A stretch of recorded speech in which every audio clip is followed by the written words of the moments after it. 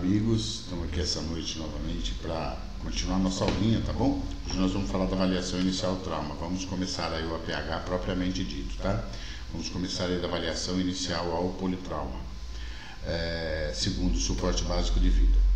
O objetivo dessa aula é reconhecer necessidades de proteção individual, definir a avaliação primária, conhecer os princípios da avaliação primária, identificar as prioridades no trauma, conhecer as principais abordagens no atendimento inicial traumatizado no suporte básico de vida. Okay?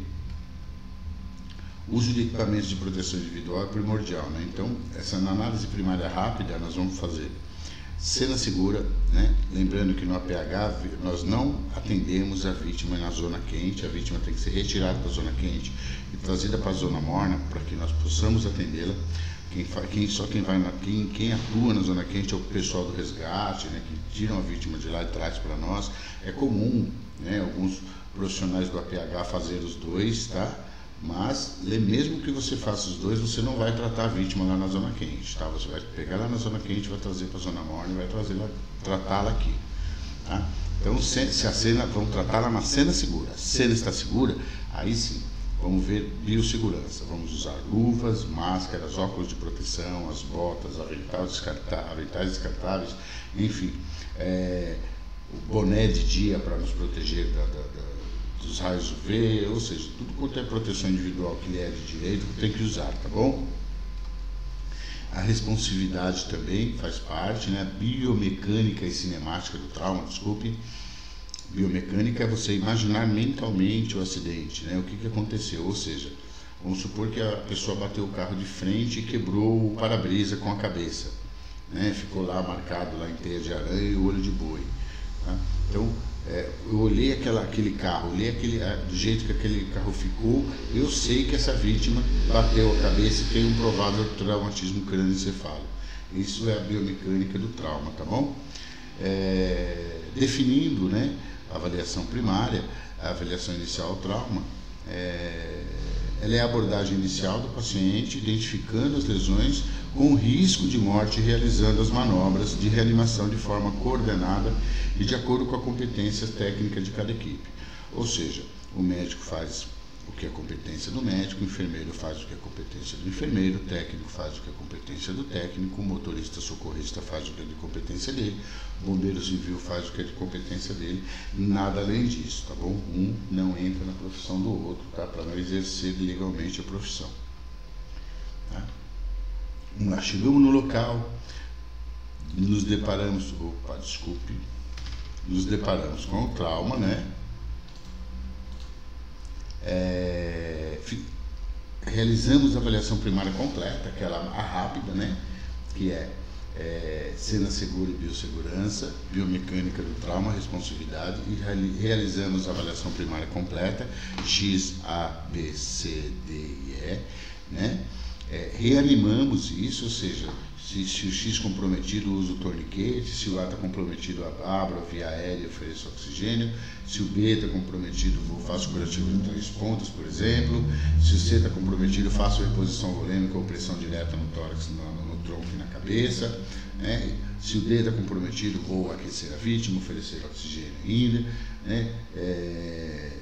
No E, se estiver comprometido, eu vou aquecer a vítima, entendeu? Eu vou reanimando, tá? Porém, se minha vítima estiver estável, né? Se ela estiver lá com um Glasgow maior do que 13, eu vou prosseguir para a avaliação secundária, aquela avaliação que é a entrevista, dizendo cefalopodálico e sinais vitais. Porém, isso é uma outra aula, tá? Porém, se ela não estiver estável, estiver instável, um Glasgow menor do que 13, inconsciente ou com algum sinal de deterioração, eu vou embarcá-la em VTR, lembrando que eu já reanimei, tá? Eu vou embarcá-la em VTR, embarcar na minha viatura, chamar apoio se necessário e vou deslocá-la para o tratamento definitivo no sistema médico de emergência, serviço médico de emergência, tá bom? A avaliação primária ela é feita assim, é completa, tá? Tem que ser dessa forma, né? Cena segura, biossegurança, biomecânica do trauma, responsividade, aí eu vou para o X. X são as hemorragias de sanguinância de extremidades. Tratei o X, vou para o A, vias aéreas com proteção da coluna cervical, segundo o novo protocolo de restrição de movimento da coluna. B, ventilação e oxigenação adequada. C, circulação com controle de hemorragia. D, estado neurológico, ver lá o Glasgow, né? Vou ver a reação pupilar, ver condições pupilares, né? E o E, exposição da minha temperatura. Vamos ver como que é cada um deles até aqui, né? X, a hemorragia sanguinante ela requer o controle de sangramento externo grave, ou seja, de extremidades, mas de membros, né? Na pesquisa primária de um paciente traumatizado com risco iminente de vida e hemorragia externa, esta deve ser imediatamente gerenciada. Se a hemorragia externa sanguinante estiver presente, deve ser controlada antes mesmo da via aérea ser aberta. Tá? Ou simultaneamente, vamos supor que nós estamos com a equipe completa, eu, meu condutor, tá? Aí eu vou para o torniquete, meu condutor vai para a via aérea ou vice-versa, tá bom? Mas se estiver sozinho, deixa lá ele sem respirar e faz o torniquete, depois você volta para gerenciar a via aérea, tá bom? Então é assim. Ou realização de outras intervenções, como mobilização da coluna cervical. Esse tipo de sangramento envolve tipicamente sangramento arterial de uma extremidade ou membro, né, ou membro inferior, ou membro superior, ou braço, antebraço, ou perna, ou coxa, ou até mesmo junção, né, que é o quadril ou o ombro, tá bom? E também pode ocorrer no couro cabeludo, também couro cabeludo de criança sangra, que é uma beleza, né? E pode ser, mas aí não tem como você usar torniquete, aí no caso é pressão, tá bom? Ou até mesmo em outros locais. Tá? A hemorragia arterial sanguinante de uma extremidade, ela é melhor administrada se imediatamente colocando um torniquete. Olha só o que diz o PHTLS nona edição. Esse texto ele é tirado na íntegra do PHTLS nona edição, tá bom?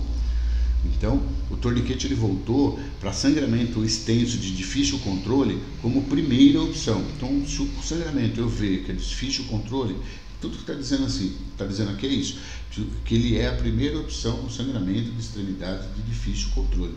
Posso usar os curativos hemostáticos? Posso até usar. Posso usar bandagem israelense? Posso até usar. Mas, se durante os 3 primeiros minutos eu não conseguir controlar essa hemorragia, eu tenho que usar o torniquete, tá bom? É isso que tudo isso quer fazer aqui. Eu vou colocar para vocês em PDF, depois vocês leem, tá bom? E o controle da hemorragia externa é identificado e controlado na pesquisa primária, no X, é a primeira coisa que a gente tem que fazer. A hemorragia grave, se não controlada o mais rápido possível, tem potencial para o paciente evoluir para a morte, né? Evidentemente, dramaticamente, é muito rápido ele evoluir para a morte se você não controlar uma hemorragia exsanguinante de extremidades, tá ok? Então nós vamos ver aqui os 3 tipos de hemorragia externa, tá? São as capilares, as venosas e as arteriais. Primeiro, o sangramento capilar. Esse é o sangramento mais tranquilo, né? Causado por escoriação, por ferimento de abrasão. Geralmente ele não ameaça a vida. Tá? E muitas vezes quando a gente chega no local para socorrer, já até estancou o sangramento. Esse aí com uma pressão direta, um curativo compressivo resolve. O segundo é o sangramento venoso. O sangramento venoso é uma laceração de uma veia, tá bom? Que leva a um fluxo constante, né? O sangue ele fica fluindo constantemente, né? Um vermelho vivo, um vermelho escuro, um vermelho da cor vinho, né? Da ferida. Esse tipo de sangramento também é controlável com pressão direta geralmente e raramente ele leva ameaça à vida, a não ser que fique muito tempo sangrando ou se o calibre do vaso for muito grande, tá bom? Agora esse sim, o sangramento arterial é causado por uma lesão que lacera ou rompe a artéria, tá? Esse tipo de perda de sangue é importante e de muito difícil controle. Tá? E geralmente é caracterizado por jorrar o sangue cor vermelho vivo. O sangue arterial pode também apresentar-se como um sangue que escorre rapidamente, escorre e para, né? Porque ele só vai espirrar em artéria superficial. Se a artéria for mais profunda, ele vai escorrer, tá bom? E esse é o típico curativo de uso do torniquete. O venoso você pode até tentar controlar com curativo hemostático, com curativo bandagem israelense, com gaze, tá? Mas o sangramento arterial, não devemos perder muito tempo com isso, tentando controlar de outras formas, não. Lance mão do torniquete e vamos para a continuidade da avaliação, tá bom? O controle rápido de um sangramento é um dos mais importantes objetivos nos cuidados de um paciente traumatizado. O levantamento primário não pode avançar, eu não posso ir para o A, sair do X e ir para o A antes de resolver o X. Aliás, em todo atendimento primário eu não posso sair do X e ir para o A sem resolver, e do A para o B sem resolver o A, do B para o C sem resolver o B, eu não posso, eu tenho que ficar ali até resolver, tá bom? E a hemorragia deve ser controlada das seguintes maneiras, tá bom? Hemorragia venosa e hemorragia capilar, com pressão direta, tá bom? É um nome que se indica, é um nome que dá aqui, ó, e é o que está aparecendo aqui, ó. Pressão direta sobre o ponto, né? Oh, Jesus, né? Deixa eu apresentar aqui. Acho que melhorou, né? Vamos lá? Tá ótimo. Oh, Jesus. Calma lá. Aí, opção de ponteiro, caneta, ok. Pressão direta sobre o ponto, né? Pressão direta sobre o ferimento sem gás e sem nada. Pressão direta sobre o ferimento com gás e um curativo compressivo, tá bom? Nós podemos tentar, ó, por 3 a 10 minutos. 10 minutos é muita coisa, tá? No APH é muita coisa. Então, por 3 minutos, no máximo estourando, eu diria por 30 segundos. Tá? Não conseguiu conter essa hemorragia? Torniquete, tá bom? Sangramento grave em localização juncional, que é lá no quadril ou no ombro, né? Esses sangramentos são muito difíceis de controle também. Então, o que nos diz? Nós temos 3 tipos de torniquete comercial juncional. São torniquetes estáticos, né? Torniquetes usados pelo exército norte-americano, o pessoal da OTAN, né? Que é assim, ó, que é o torniquete grampo pronto para combate, que é o CROC, ferramenta de tratamento de emergência juncional, JETT, e o SAN, né, que chama Juncional Tourniquet, né, que é o SJT, é o mais usado, inclusive eu já vi alguns aqui no Brasil desse aqui. Os outros dois eu confesso que eu nunca vi, tá bom? O SAN, ou SJTT, ou o SJT é esse aqui, ó, né? Ele é uma cinta larga, com 2 borrachas pneumáticas, aqui e uma aqui atrás. Então, na mão do operador aqui tem uma pera, como de um manguito, ele vai inflar, e conforme ele infla, vai comprimindo, apertando o abdômen, a pelve, tá bom? Nesse caso, se for um ferimento aberto, nós temos que usar o torniquete juncional, tá? E usar também uma bandagem do tipo hemostática, né? Uma gase, um campo, alguma coisa, fazer pressão direta. Então, nesse caso, eu faço uma pressão direta no ferimento e uso o torniquete juncional, tá bom? Nesse caso aí. Tá? Os torniquetes já são mais tranquilinhos, olha lá, ó, tá? Então, o torniquete ele tem sido frequentemente descrito lá no passado como técnica de último recurso. Tá? Mas as experiências militares no Afeganistão, no Iraque, além dos ortopedistas cirurgiões, né, que garroteiam lá no momento da cirurgia, levou o povo lá do PHTLS a reconsiderar essa abordagem. Tá? Então, o torniquete voltou como primeira escolha, só com algumas mudançazinhas na regra de uso. Eu tenho que usar o torniquete comercial, né, o torniquete comprado, de mínimo 4 centímetros de largura, tá bom? Uma vez instalado o torniquete, eu não tiro mais, ele vai ficar por até 2 horas na vítima, não tem mais aquele negócio de ficar afrouxando. Vou colocar a data e a hora, e eu vou colocar o mais proximal possível, ou seja, se o ferimento for no pulso, eu vou colocar lá perto da axila, tá bom? Apertei, controlei todo o sangramento, anotei a hora e não largo mais, levo a vítima para o hospital, tá bom?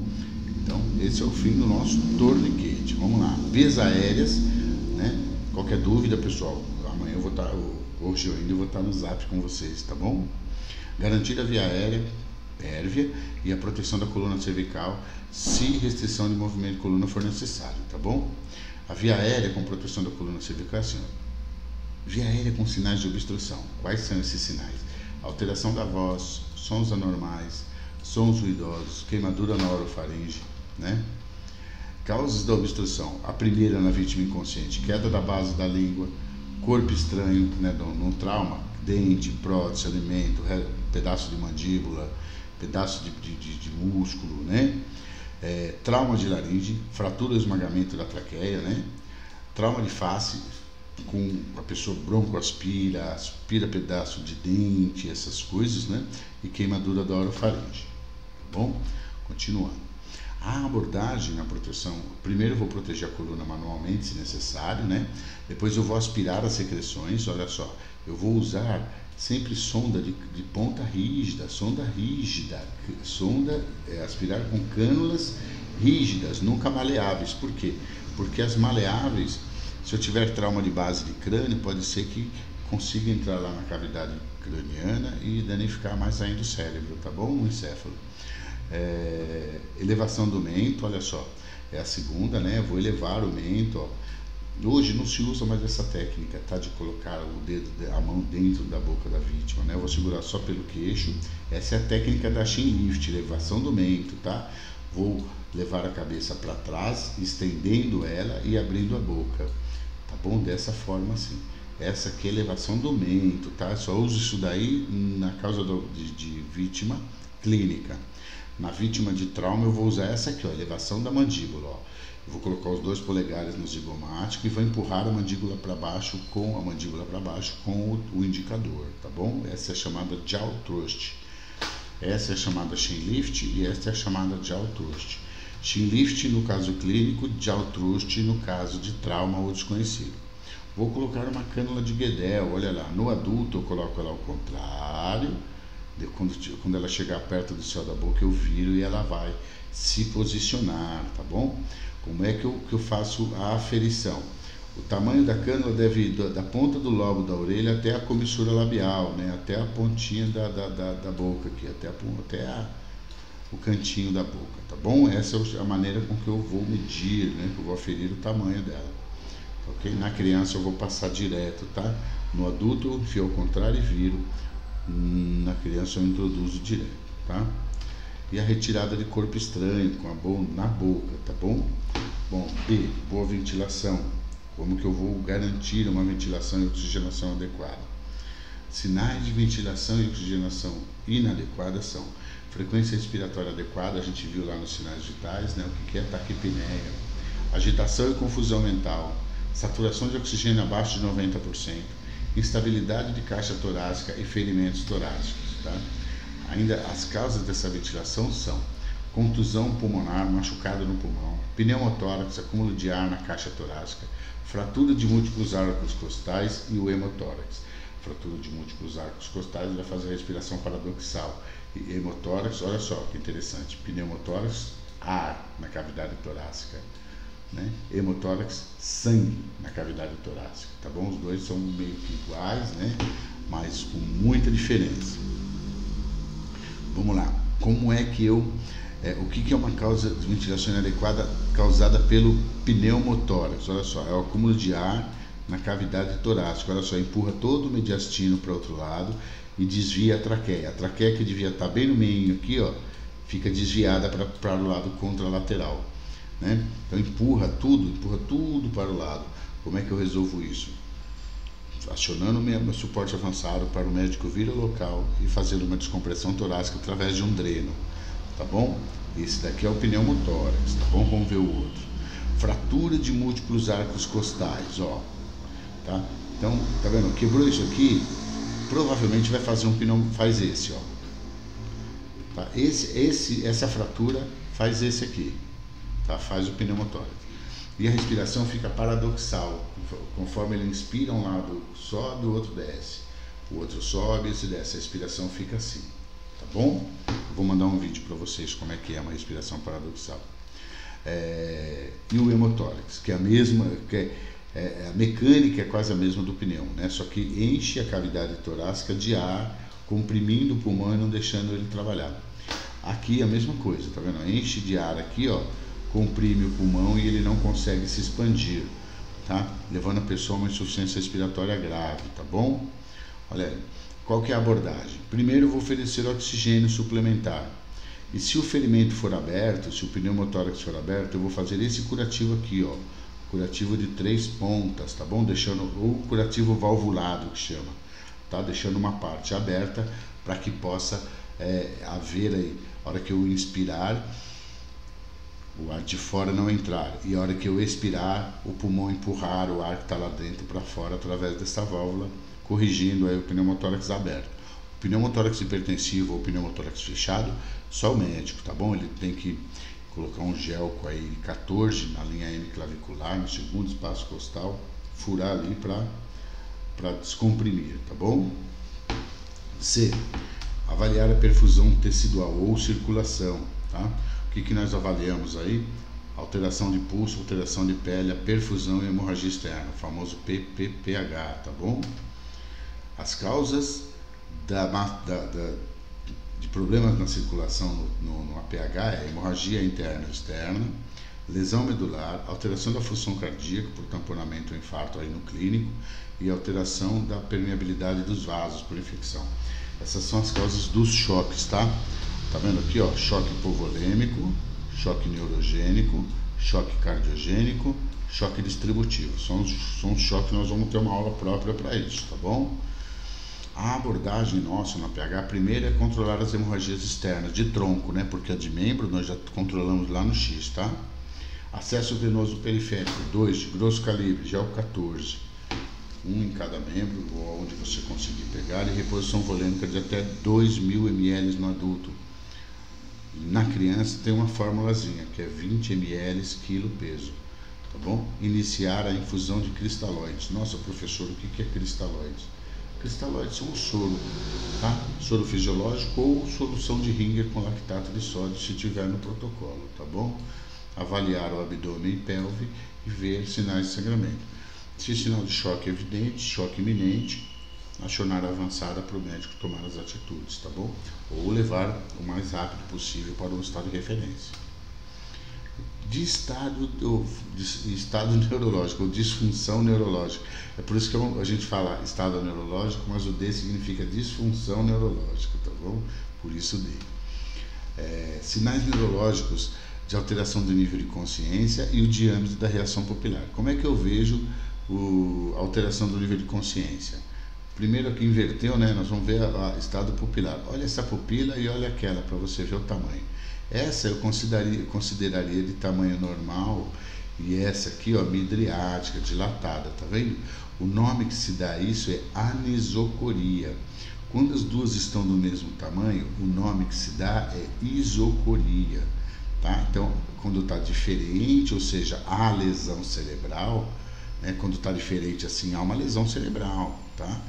Bom, então há uma disfunção neurológica. Então, assim, chama-se anisocoria. Quando está igual, nós vamos ver um outro parâmetro, que é, você vai ver a reação pupilar, que consiste em você colocar uma lanterninha leitosa, tá, na pupila da pessoa e ver se ela reage ou não à luz. Se ela reagir à luz, perfeito. Se ela não reagir ou reagir muito lentamente, há um problema neurológico, há um trauma no encéfalo aí, tá bom? Okay.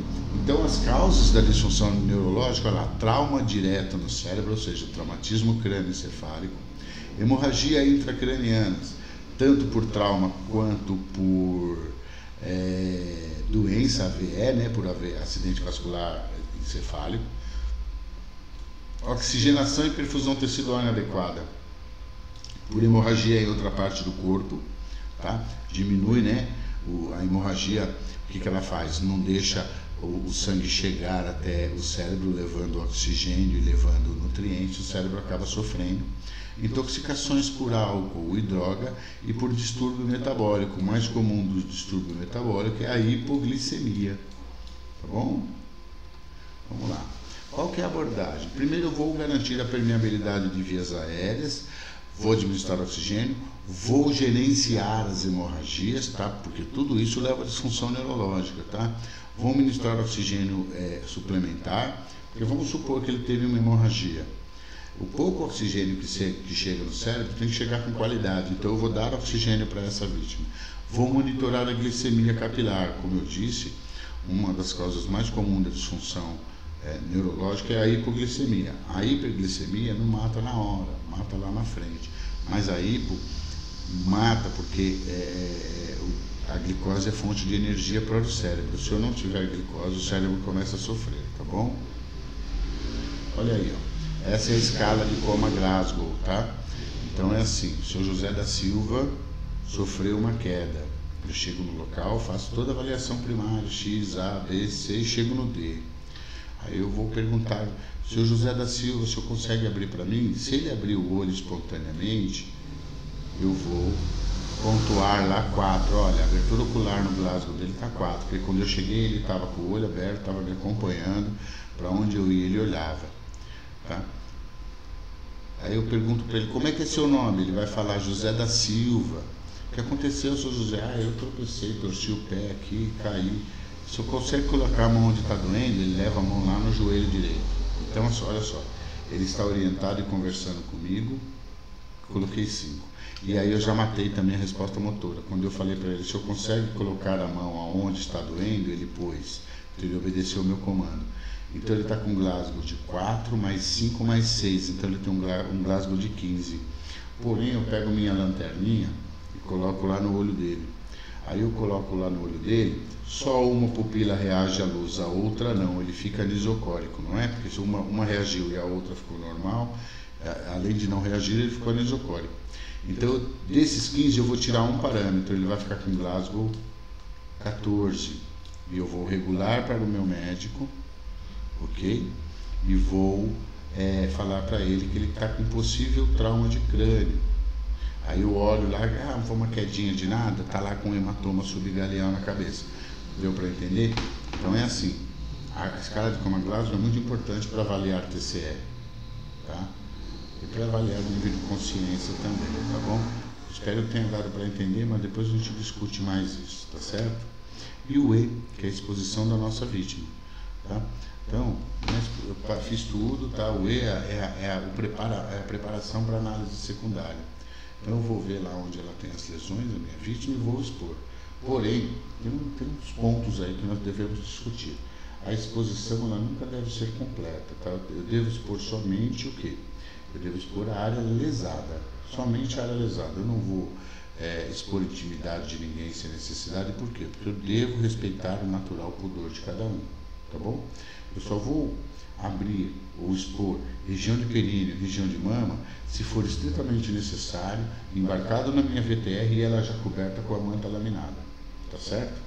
Então é assim que ela deve estar, ok? Aí se for necessário, eu vou colocar lá, vou expor, vou tratar até uma hemorragia de períneo, tem uma hemorragia, o acidente cortou, fez uma laceração na mama, eu preciso controlar uma hemorragia, mas eu vou fazer isso dentro da minha viatura, tá bom? A menos que seja estritamente necessário, ainda assim eu tenho que tentar preservar o natural pudor de cada um, seja criança, jovem, adulto, mulher, homem, não importa, tá bom? Então a gente aprendeu aí a garantir a proteção individual e coletiva, definimos a avaliação primária, fizemos reconhecimento das alterações que colocam em risco de morte iminente a nossa vítima e abordamos inicialmente o politraumatizado, ok? Dúvidas eu vou responder amanhã pelo WhatsApp, tá bom? Na hora da aula, tá bom? Boa noite, beijo.